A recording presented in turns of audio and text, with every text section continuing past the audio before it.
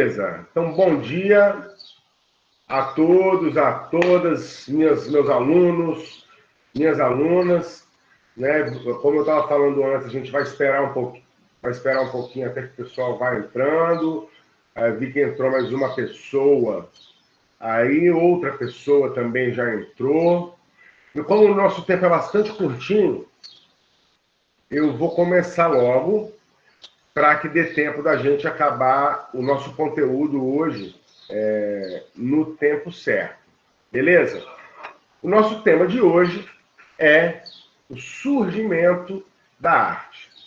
Ok? Como é que a arte surgiu? Como que a arte apareceu no mundo do ser humano? Como será que lá, a gente sabe, vocês já aprenderam isso no ensino fundamental, lá no Homem das Cavernas, como que o Homem das Cavernas começou a fazer arte, né? E olha que curioso, né? Hoje, a gente vive num mundo, quer você goste de arte ou não, a gente vive num mundo que está repleto de arte. Às vezes você não gosta de teatro, mas você escuta música. Às vezes você não gosta nem de teatro nem de música, mas você gosta de dançar. Ou às vezes você gosta de pintar. Ou às vezes você gosta de escrever uma poesia. Quando a gente sai na rua, hoje, por exemplo, a publicidade, ela se utiliza muito da arte. Então, a gente vive num mundo que a gente pode dizer que é completamente cheio, completamente repleto de arte. Mas aí surge uma pergunta. Como que a arte surgiu? De que forma que o homem das cavernas resolveu pintar um quadro? Então, vou colocar aqui uma apresentação. Vocês estão vendo aí?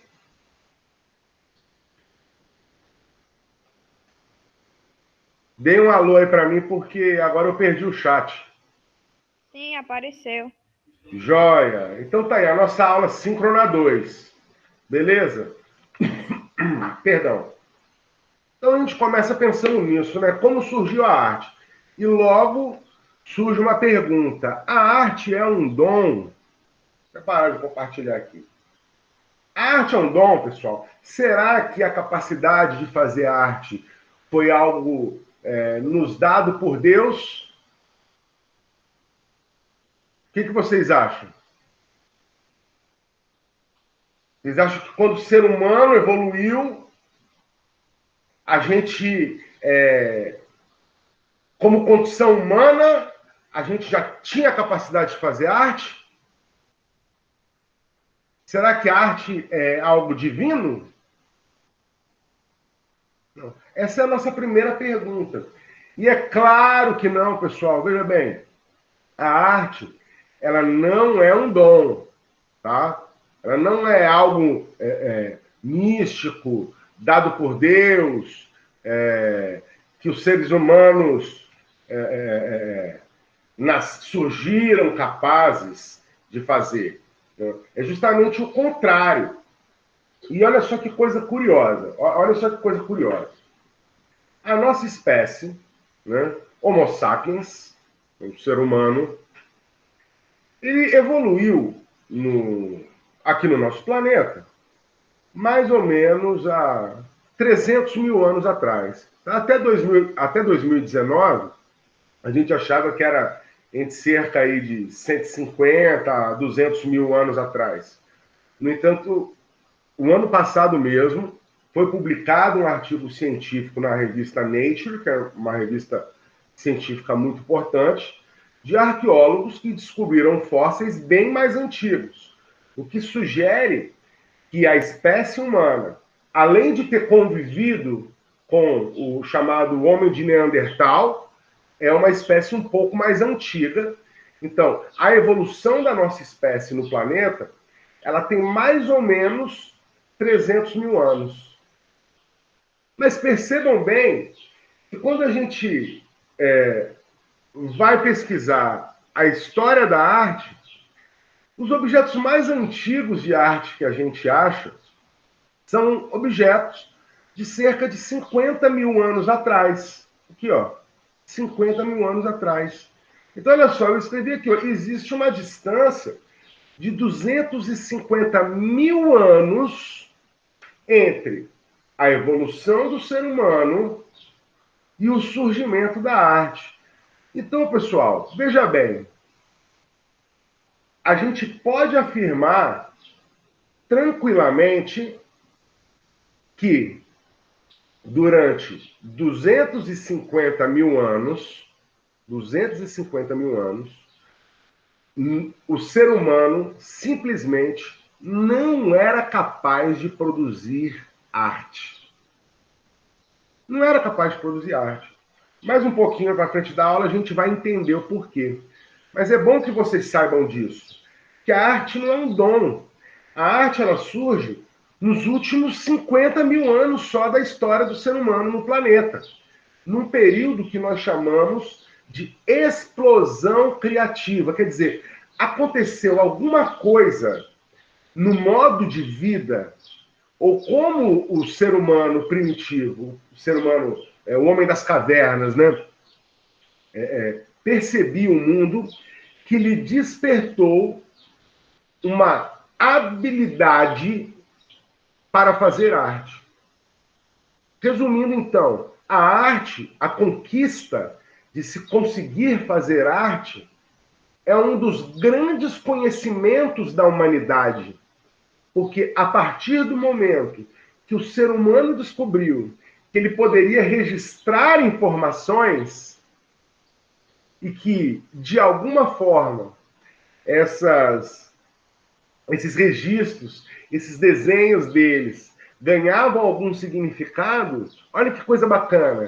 A gente acaba desenvolvendo a chamada linguagem. Então a arte precede a tudo isso.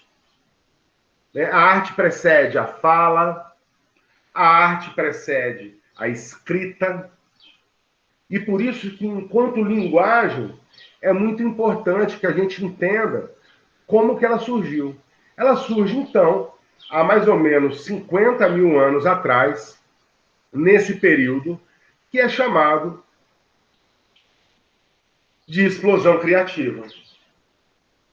Certo? Então, guardem isso, tá? A arte não é uma mera expressão. A arte é um conhecimento, pessoal. A arte é um conhecimento super importante para a humanidade. Se nós não tivéssemos desenvolvido a arte, como nós saberíamos escrever um número? Ou melhor, como nós saberíamos que o desenho do número 2 significa 2? E olha só que interessante. A letra A, ela só é uma letra A para quem foi alfabetizado. E se a gente não tivesse inventado a arte, a gente nunca saberia inventar um símbolo que significasse um som. Então, primeira coisa do surgimento da arte é a gente entender que ela surge num período recente da história da humanidade e que durante a maior parte do tempo, simplesmente o ser humano não era capaz de produzir nenhuma arte. E olha só, eu trago essas duas imagens aqui para vocês. Essas imagens são super importantes, não só na história da arte, mas também na história da humanidade, pessoal. Como vocês conseguem perceber aí, a gente tem uma série de pinturas da mão humana, né? Não sei se vocês já viram isso, mas essa pintura aqui, olha só, essa pintura aqui, das mãos, ela está na Índia, uma pintura rupestre feita na Índia, e olha essa pintura aqui. Essa pintura aqui é a mesma coisa dessa aqui, pinturas de mão. Ela foi feita na Argentina. Vocês acham que há 40, 50 mil anos atrás existia uma forma de se comunicar alguém que está lá na Ásia, lá na Índia, com alguém que está na América do Sul? Não. Então, outra característica é que todos os povos humanos, todas as sociedades humanas desenvolveram arte, por isso que ela é conhecimento. independente delas se comunicarem ou não, todas elas produziram arte. E o símbolo da mão humana é um dos símbolos mais importantes, pessoal, da história da arte. Porque dentro desse símbolo recai um significado muito grande. Olha só, queria que alguém respondesse aqui. Se imagine lá na pré-história, né? Onde a população humana era muito pequena, as sociedades eram nômades, e você chega numa caverna, que você nunca chegou, você e a sua pequena comunidade ali, e se depara com pinturas de mãos ali. Que significado isso tem? Quem poderia falar para mim aí?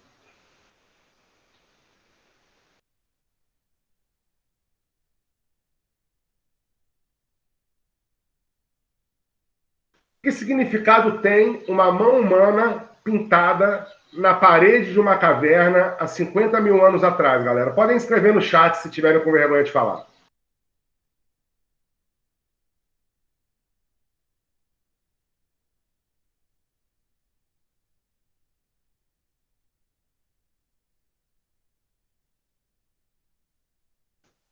Lá, o Lucas disse que por ali existia algum povo que tentava se comunicar, né? É mais ou menos por aí. Quantas pessoas habitavam ali numa família, né? Percebam bem que a gente já começa a dar significado àquele símbolo. Mas tem marcar território também, né? Por quê? Porque quando a gente vê aquela imagem da mão ali, ela nos traz uma mensagem muito clara. Quem colocou aquela mão ali, talvez estivesse dizendo: eu sou humano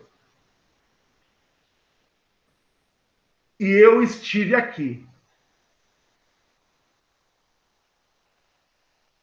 Isso é magnífico, né? Porque uma imagem que começa a transmitir mensagens. Então, quando o ser humano percebe isso, ele vai começar a se apropriar da arte de várias formas, até que a gente chega nos dias de hoje, num mundo em que a arte, ela, enfim, faz parte da nossa vida. Voltando aqui para a nossa apresentação, a gente tem algumas teorias, então, de como a arte surgiu. Como será que isso apareceu? Foi desenvolvido? Já que é um conhecimento, então, como é que o ser humano aprendeu isso, então, professor? Se não tinha ninguém para ensinar.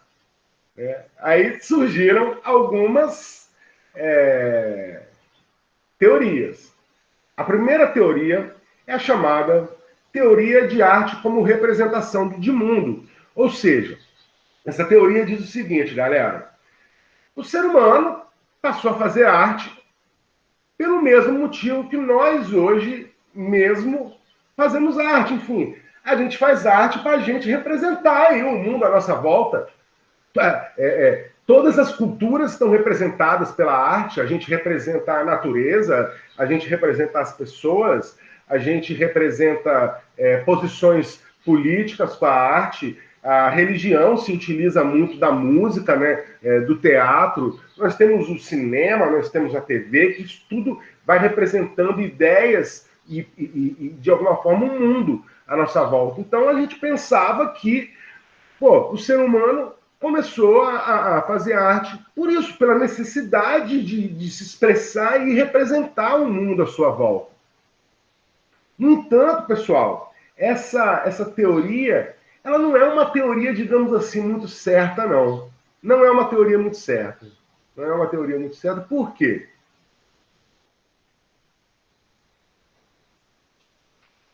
Ela diz isso: o ser humano produz arte para representar o mundo à sua volta.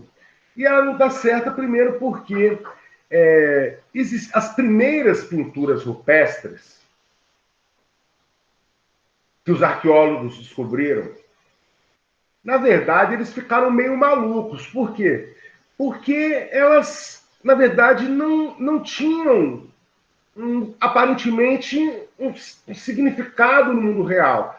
aparentemente elas não representavam nada no mundo real. E aí, né, o professor de arte,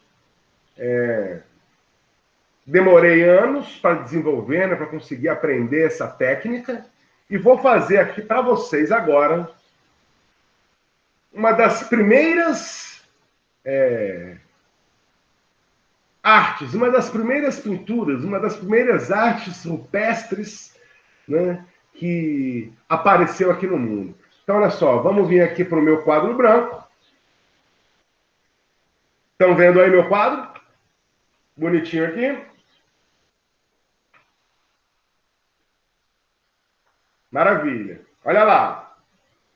Vou desenhar uma pintura rupestre. Atenção para a técnica.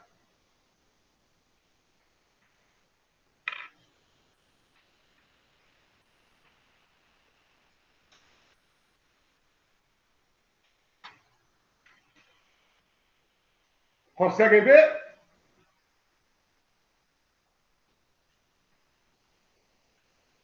Aqui? Vou desenhar outra. Vou desenhar outra. Outra arte rupestre para vocês.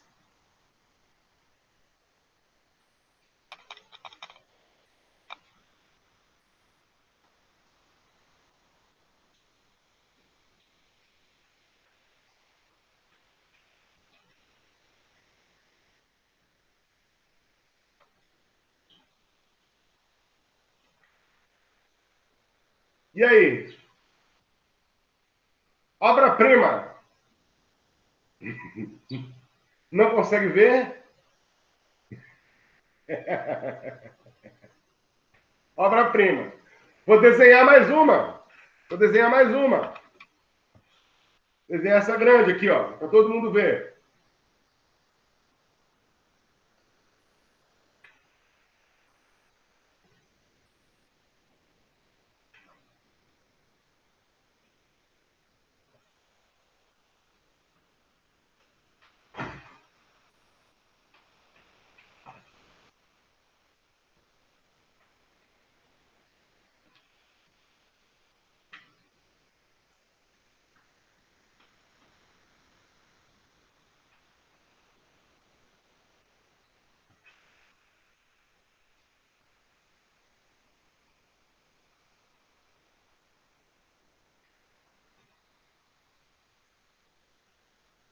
Voa lá.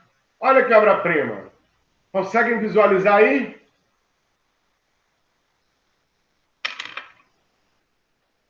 Olha que coisa linda. Arte conceitual, né, Cíntia?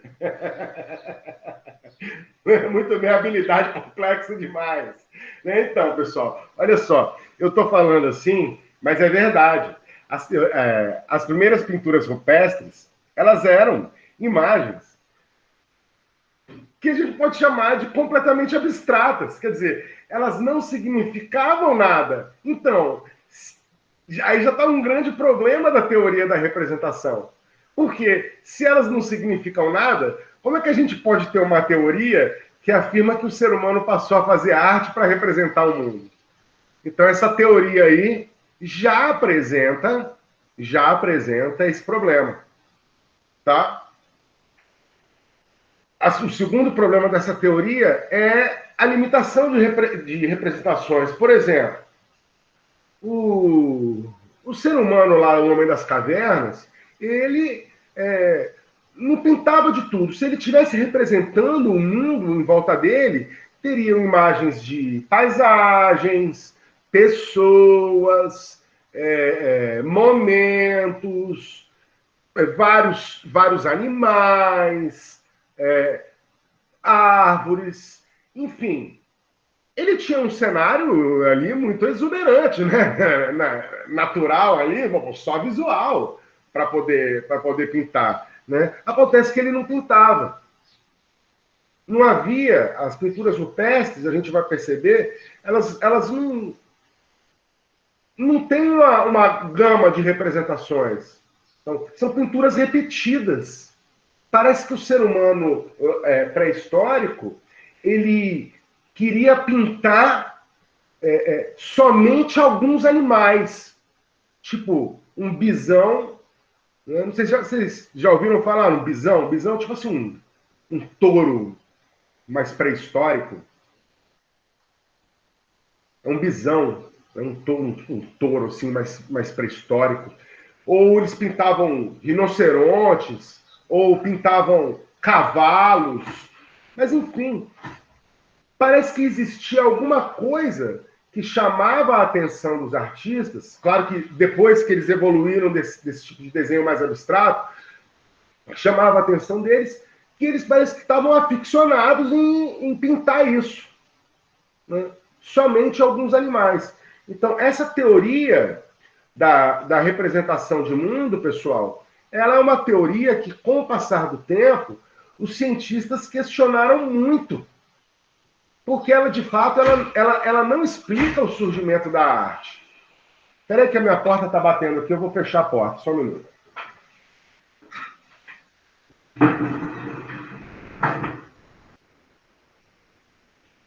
Beleza. E aí a gente vai para a segunda teoria, que é a teoria que eu acredito que muitos de vocês aprenderam no ensino fundamental, né? Então, vocês percebem aqui que a nossa disciplina de arte, ela sempre tenta atualizar vocês um conhecimento científico a respeito de arte, ok? Essa teoria aí, ó, arte como caça ou possibilidade de caça. Diz lá, ó, o ser humano representava nas paredes das cavernas suas conquistas com caças. Ou era algo místico, onde se acreditava que ao olhar a imagem do animal, ele iria aparecer na selva. Então, veja bem, essa teoria vai falar, não, eles estavam pintando só alguns animais por um motivo bastante óbvio. Né? Por que eles estavam pintando só alguns animais? Porque eles estavam pintando os animais que eles caçavam. E isso, a princípio, é uma resposta mais lógica, né? Bom, por que eles pintavam só alguns animais? Porque eles pintavam aqueles animais que eles caçavam. Ou então, era uma coisa meio mística mesmo. Ele pintava aquele animal ali, né? Igual você, né? Aí, rapaz, né? De 15 anos, né? Que não consegue ficar com ninguém, né? Põe a foto da sua desejada na parede do seu quarto, né? E fica pensando que um dia ela vai te dar alguma moral na vida, né? É mais ou menos isso. O cara pintava, tristeza, né?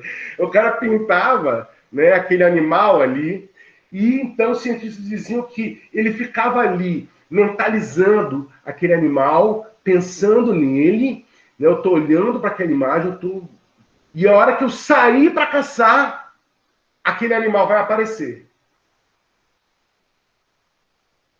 Né? É isso que diz a teoria. Né? E a princípio, como eu falei para vocês, é uma teoria que ela faz um pouco mais sentido. Até mesmo porque ela foi uma teoria que foi válida até o século XX, galera. Né? Veja bem, se vocês aprenderam que as pinturas rupestres tinham a ver com a caça no ensino fundamental, é porque essa teoria ela perdurou até o comecinho do século XXI. E, às vezes, se você for nas escolas de ensino fundamental ainda hoje, isso vai ser a teoria que vai ser ensinada. No entanto, essa teoria tem problemas também, ela deixa a desejar.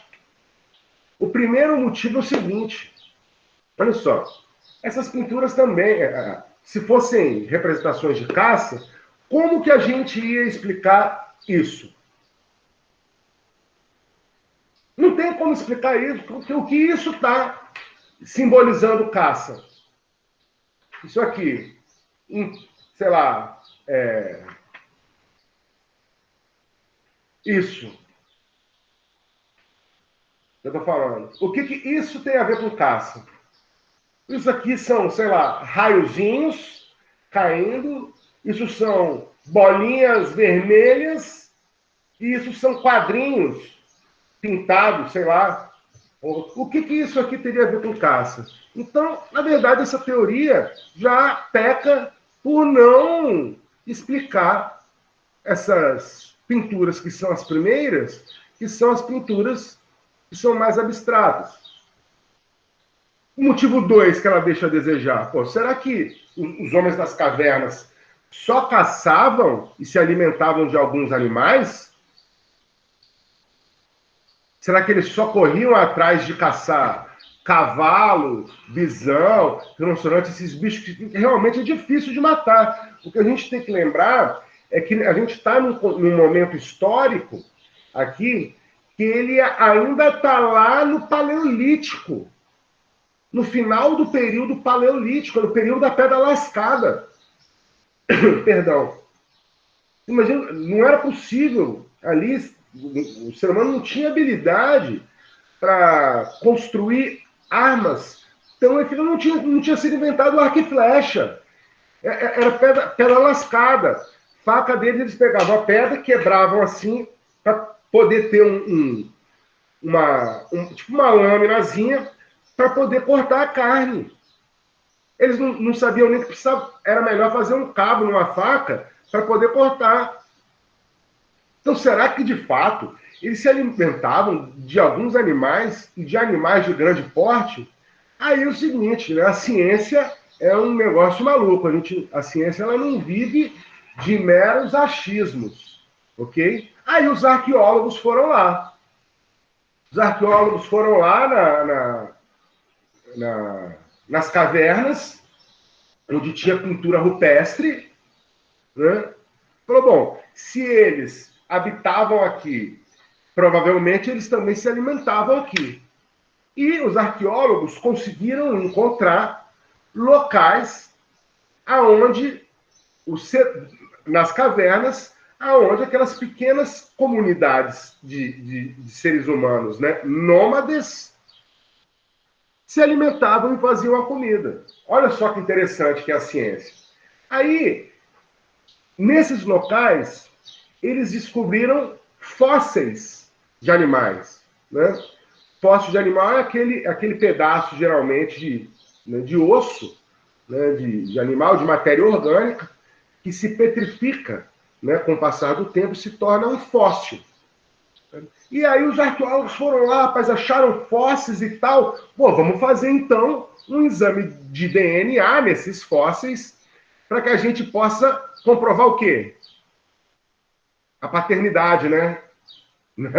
Brincadeira. Para que a gente possa comprovar que tipo de animal é esse que eles estavam comendo. Resultado da pesquisa. Enquanto o ser humano estava pintando cavalo, bisão, rinoceronte, os ossos que eles acharam nas cavernas, pessoal, foram ossos de outros animais. Veja bem, eles acharam ossos, por exemplo, de um tipo de coelho pré-histórico, acharam fósseis de animais de médio e pequeno porte, sim.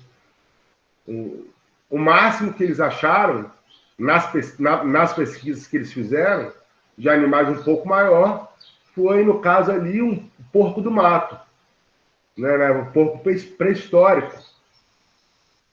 Então, veja bem, como conclusão dessa pesquisa, a gente pode dizer que há pouca ou nenhuma relação entre o que o homem das cavernas comia com aquilo que ele pintava.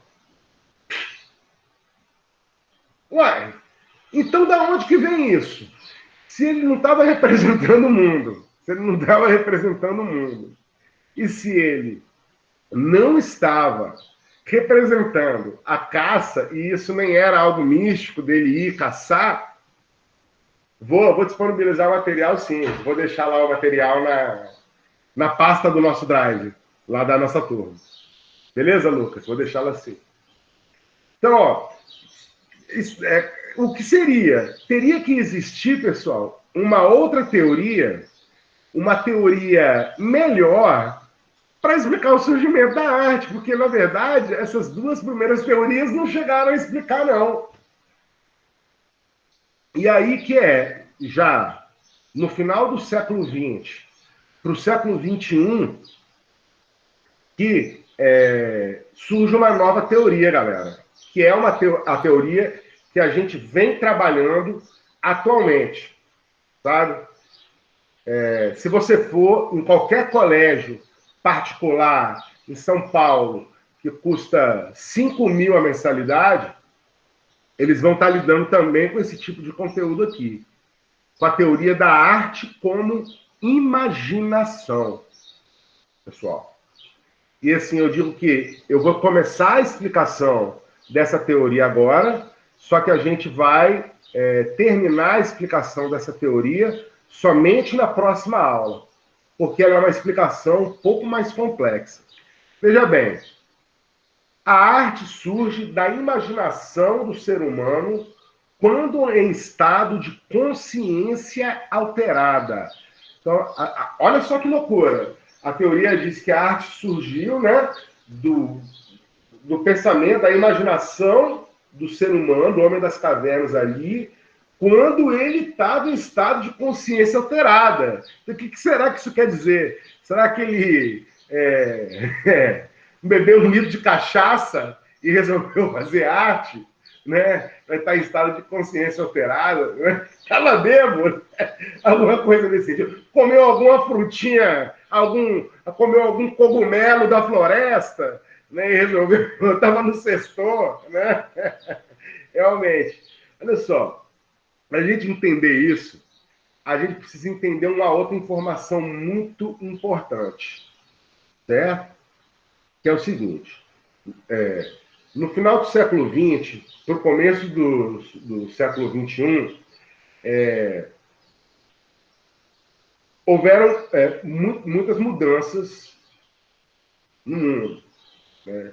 Inclusive na ciência. E surgiu de maneira mais forte uma ramificação da ciência que se chama neurociência, pessoal. Neurociência.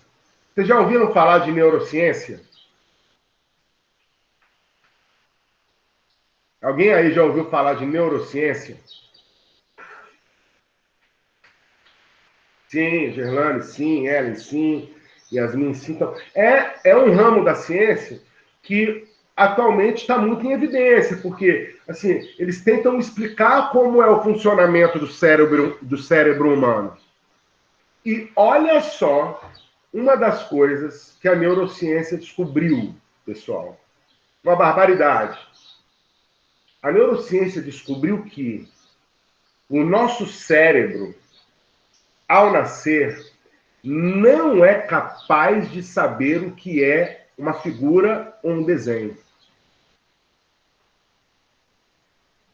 Vou repetir, ó. Os neurocientistas descobriram que o nosso cérebro, ao nascer, não tem a capacidade de saber o que é uma figura ou um desenho. Você precisa ser ensinado a isso. Por que para a gente é meio estranho achar que a gente, quando nasceu, não conseguia reconhecer o que era uma figura? Porque você aprendeu isso muito cedo. Você já nasceu num mundo repleto de imagens e, desde que você era criancinha, né, sei lá, sua mãe botava você na frente da TV para assistir, sei lá, Gloob Gloob. Né? E aí ficava aqueles desenhinhos, né, que passava peixinho, assim, ela falava, peixe. Ou sua mãe pegava aquele livrinho, você é mais da minha época, né? Mãe pegava o livrinho, Patati Patatá, Xuxa, né? Aí eles pegavam, às vezes pegava aquele livrinho, você era bem bebezinho, tá mandando de fraldinha ainda, olha só. Aí pegava aquele desenho, pegava aquele livrinho, né? Aí fazia aqui, ó. Fazia o desenho, aí mostrava para você que ficava aqui, ó. Bola! Bola! Aí você lá, nenenzinho, vai! tentando falar, né? Então, para a gente é um pouco difícil compreender que o cérebro humano não está preparado para aprender as imagens, para saber o que é uma imagem, mas essa é a mais pura verdade. O nosso conjunto de percepção visual, galera, é um conjunto de percepção visual 3D. 3D não é quando você pega aquele óculos 3D, né? Aquele óculos 3D, agora eu vou ver um filme 3D. Não é isso. O nosso olho, o nosso aparelho de visão, ele é feito para compreender um mundo em 3 dimensões. O nosso cérebro, a não ser que nos ensinem o que é um desenho em 2 dimensões, a gente não saberia o que é isso. Simplesmente porque o nosso cérebro e o nosso conjunto visual não está preparado. E aí aparece uma pergunta maior ainda, para a gente tentar entender essa teoria, que é o seguinte: se eu preciso, pelo menos saber mentalmente o que é uma imagem, para poder fazer uma, como que surgiu a primeira? Né? Se o nosso cérebro não está preparado para fazer um desenho, porque eu não sei o que é um desenho, como que alguém fez o primeiro desenho?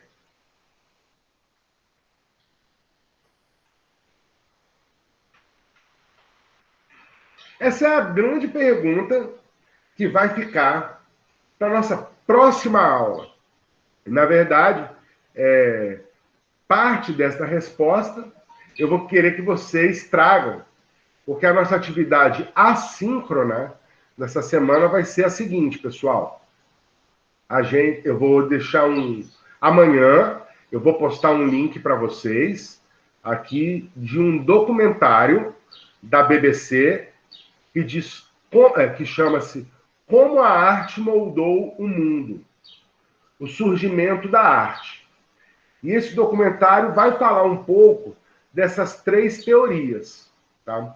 Ele tem mais ou menos 50 minutos, mas é preciso que você preste bastante atenção, porque principalmente para a terceira teoria, ele vai falar a respeito de neurociência. E aí eu já vou adiantar algumas coisas. Olha que interessante.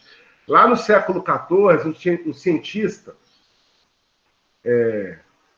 ficou sabendo que, pelas regras do islamismo antigo,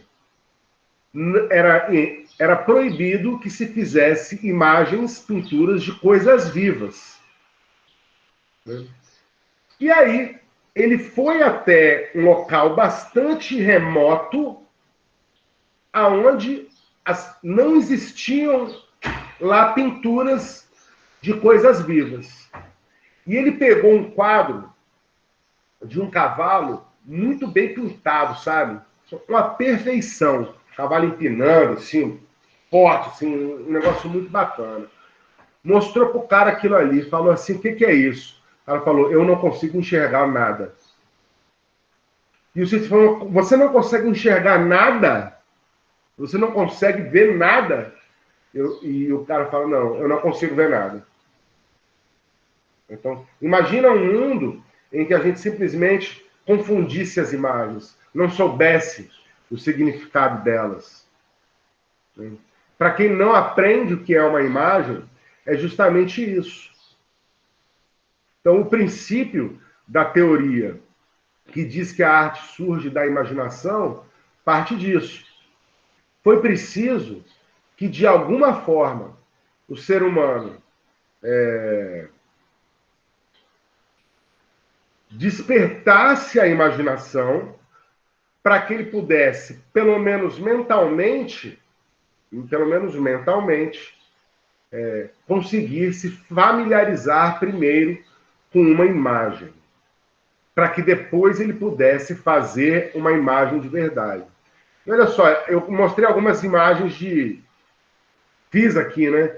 Imagens pinturas rupestres, assim, completamente abstratas, mas a gente precisa entender que as pinturas rupestres, elas não eram só desenhos abstratos ou desenhos mal feitos, né?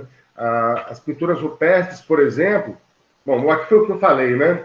Nosso cérebro não sabe saber o que é uma imagem, é preciso estar familiarizado com elas, né? O nosso cérebro não entende, a gente nasce para observar o mundo em 3 dimensões e não duas, e fica a pergunta, né? Como surgiu, então, a primeira imagem? E aí eu trago aqui para que vocês vejam que as pinturas rupestres, elas não eram desenhos ruins, assim, coisa tosca. Vejam aqui, ó, um rinoceronte muito bem pintado, aqui ainda bem outro. Quer dizer que o artista pré-histórico, o cara que estava pintando isso aqui, ele sabia exatamente o que ele estava fazendo. Perdão. Aqui a gente consegue ver até mesmo uns esboços de ensaio de desenho. Então, não eram obras ruins, né? Olha só a pintura desse bisão com outros animais aqui, ó. Parece que filhotinhos. Tá vendo? Não eram imagens ruins. Eram imagens em que o artista sabia exatamente o que ele estava querendo, o que ele estava querendo desenhar. Então existe sim uma forma da gente explicar essa terceira teoria. Eu vou pedir então para que vocês fiquem atentos ao nosso mural, que eu vou estar postando o link para que vocês assistam um documentário, para que a gente possa falar um pouquinho dele na próxima aula. Beleza, galera? Então é importante que na próxima aula a gente venha com vontade de participar também, de falar um pouco. Eu sei que essas aulas rápidas de 45 minutos, às vezes fica muito expositivo, mas para a aula que vem eu queria que vocês falassem um pouco a respeito do documentário que vocês viram, né? Alguma pergunta? Tá tranquilo? Tá dando para entender?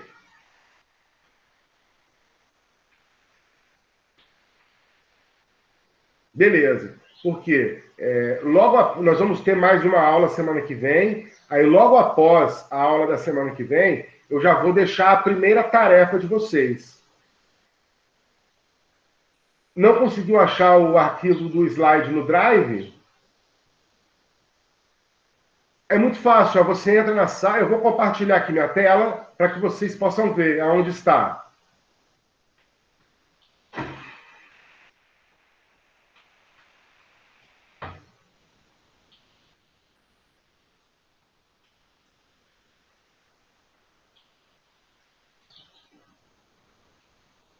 Estão conseguindo ver aí? Fala para mim no microfone, porque eu não consigo ver o chat agora. Sim. Beleza. Aí você vem aqui, ó, atividades, ó, atividades. Aí você já vai encontrar a lista de frequência aqui. Pasta da turma no Google Drive. Clicou aqui. Tá vendo? Já tem a aula 1 aqui. E agora terminando a nossa aula, eu já vou subir a aula 2. Conseguem achar?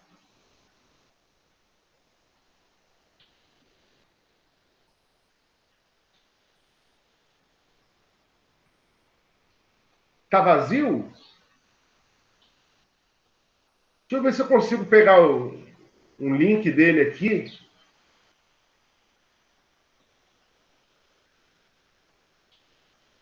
Não é possível.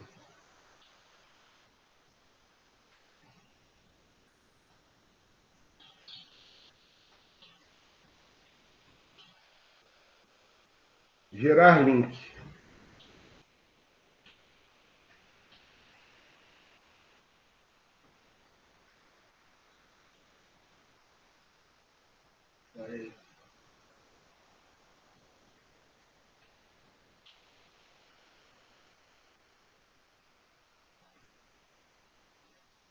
Deixa eu colocar esse link aqui para vocês.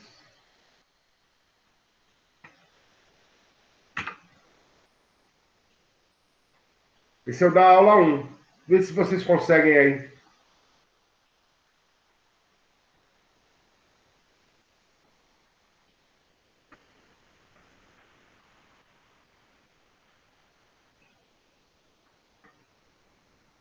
Conseguiram visualizar?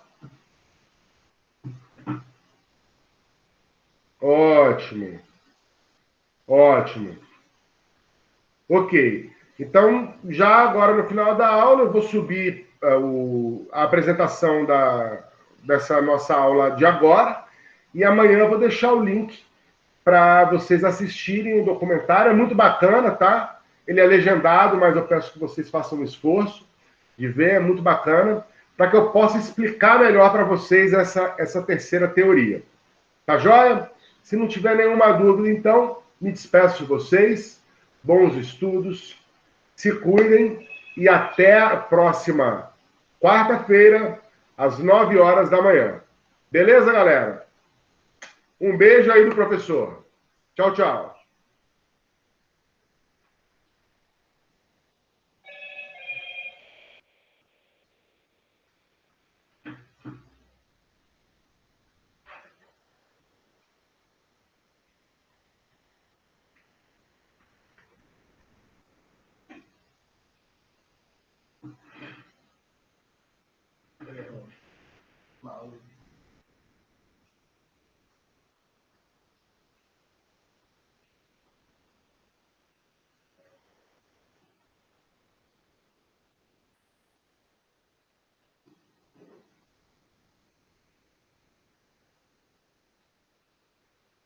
Durinho, usa esse aqui.